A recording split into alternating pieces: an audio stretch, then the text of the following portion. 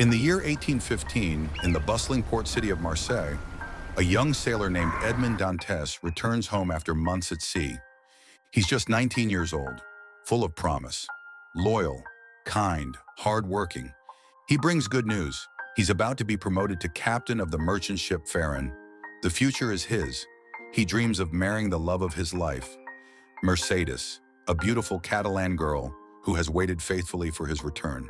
Edmond's life is shining with hope, but beneath the surface, shadows begin to form. Envy is a quiet poison, and Edmond, innocent as he is, has no idea that others are watching. Seething, Danglars, the ship's treasurer, burns with jealousy. He believes he deserved the captaincy. Fernand, Mercedes' cousin, is twisted by desire. He wants her for himself, and Gérard de Villefort, a deputy prosecutor, has secrets to protect, because Edmond, unknowingly, carries a letter linked to Villefort's Bonapartist father. Three men, one common goal: get Edmond out of the way. They forge a letter, accuse him of treason, claim he's conspiring with Napoleon, and just like that, on the very day of his engagement party, Edmond Dantès is arrested. No trial, no warning. Mercedes begs for justice.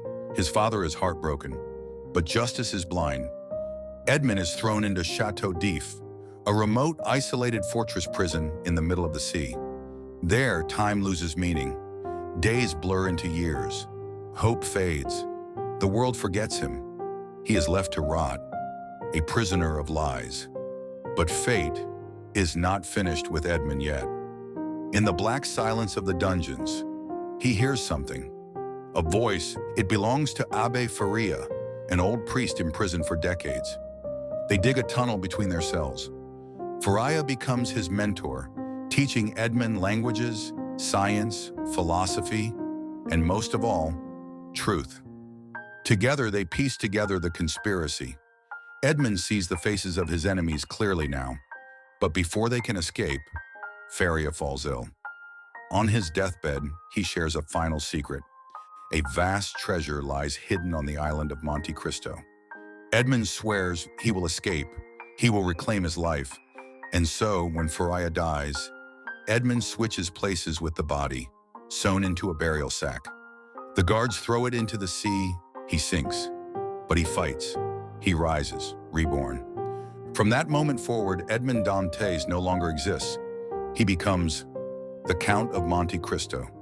He finds the treasure, more wealth than he could ever dream of, and with it, he begins to transform. He studies, disguises himself, reinvents himself, and after years in the shadows, he returns to the world that destroyed him, but not as a man, as vengeance. In Parisian high society, the Count is a mystery. Elegant, powerful, untouchable. No one recognizes him, but he knows them all. One by one, he sets the trap. Danglars, now a greedy banker. The Count manipulates the markets, ruins his fortune, and leaves him penniless. Villefort, now a powerful prosecutor. The Count uncovers his crimes, his affairs, his hidden child. He drives him to madness. Fernand, now a nobleman and war hero. The Count reveals his betrayal and cowardice. Mercedes, still beautiful, still kind, sees the truth at last. She begs Edmond to stop. She sees through the mask. For a moment, Edmond falters. He remembers the man he used to be.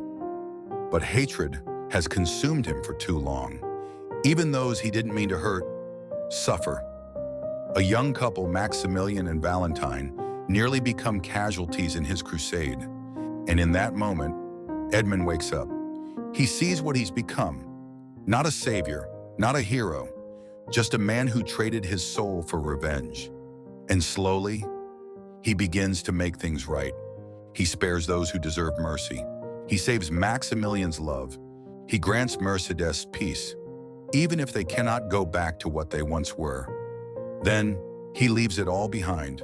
The titles, the fortune, the masks. He boards a ship, alone, and sails away toward an uncertain future, finally free. He leaves behind one last message. All human wisdom is contained in these two words: wait and hope.